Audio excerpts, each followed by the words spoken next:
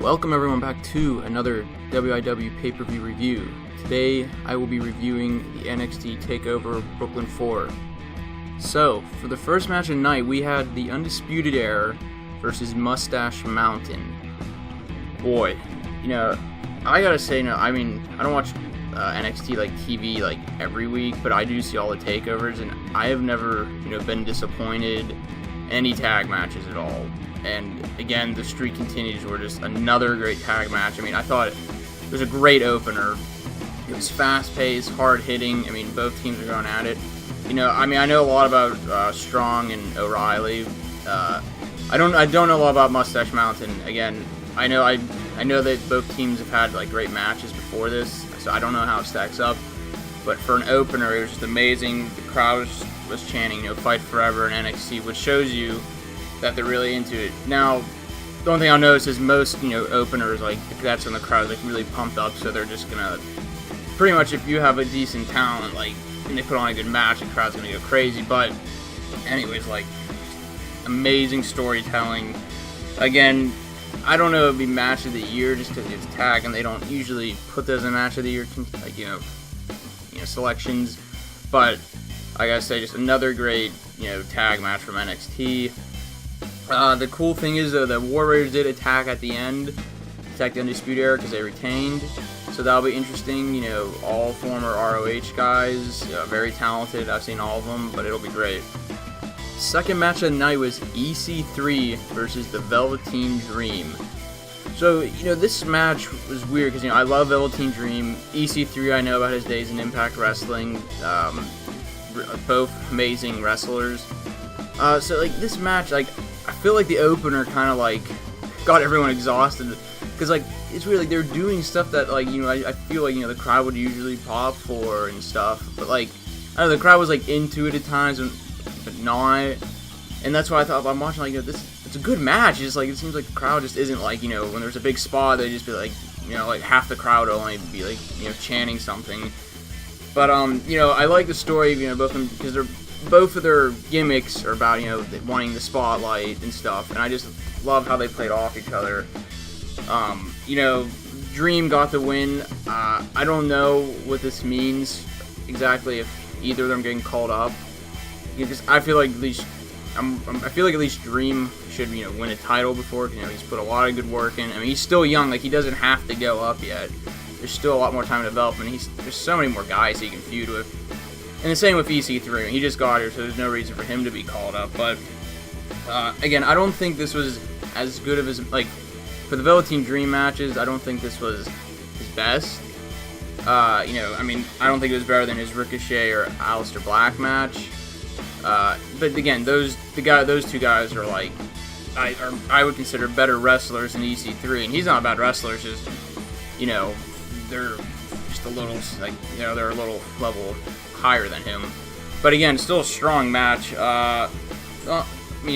Nothing stood out. The thing that stood out was the two Death Valley drivers, or the Dream Valley drivers, especially the one on the apron. And then what did he do after that? He did it on the apron, and then, he gave him the Rainmaker, which, was really sweet. But no, I think it'll be interesting where both of them go. But again, not a bad second match. Even though I think the match will be forgotten, compared to our matches. Because, not gonna lie, this is probably the weakest, either the second weakest of the night. So again, good match. If for any NXT weekly taping or Raw or SmackDown, above those stand, it'd be a great main event match for those shows. But again, compared to the other ones on the show, is just good. After that, we got Ricochet versus Adam Cole for the North American Championship.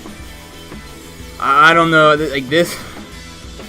I don't know if this is what I could say the best match of the night, or because there's another match on on this show that I'll be reviewing in a couple minutes that could maybe take that, but. Whew. Both these guys are amazing wrestlers, and they put on one heck of a match. There were so many good spots. I've seen Adam Cole. I've watched him when he was, really just breaking the business before he was like, Adam Cole, baby, and stuff. And he was always a good worker, but everyone's known for his mic work and stuff. And the thing I will say I've noticed in NXT is that he has improved so much in the ring. I mean, because like he always be like, he was great in the ring before that, but like I don't know if I could compare him to guys like Styles and Omega and Rollins, but he is like right there now. He is almost a complete package. And then you got Ricochet, he makes everyone look better. I mean, so that helped him too. But I mean, like, it was just amazing. I mean, like, my favorite spot of the night was definitely when Ricochet was trying to do a moonsault and Adam Cole super kicked him in the head. I mean, like, that, the fact that, nothing got messed up there was no botch was even better. Ricochet won, which I was surprised. I thought Cole was going to retain the title, but he didn't. So I don't know what that means. I saw a theory that they said, maybe he'll leave Undisputed Era, which I don't think is going to happen, because I think they've only been around for, literally a year now. But, I mean, I hope he goes after the NXT Heavyweight title at some point, and probably Strong will go after the North American, and then Fish can have the tag title, so all of the Undisputed Era can have all the titles. So, I mean, I'm happy for both guys, because I think Cole will move up to more of the main event scene in NXT, and Ricochet can put on phenomenal matches to pretty much anyone that'll be fighting for the North American Championship. But with that in mind, we will move on to the next match, which was for the NXT Women's Championship, which was with champion Shayna Baszler versus Kairi Sane. This was a little surprised. I didn't think Baszler was going to lose, especially there was a point where I think Kairi, she hit was a crossbody, an elbow, and then a second elbow, and Baszler still kicked out, and at that point I'm like, oh, I don't think she's got it. But, there was a point where she wasn't going to, even lock in her submission, but she did, and the thing is, Baszler looked like, she was just going to dominate her, but she didn't.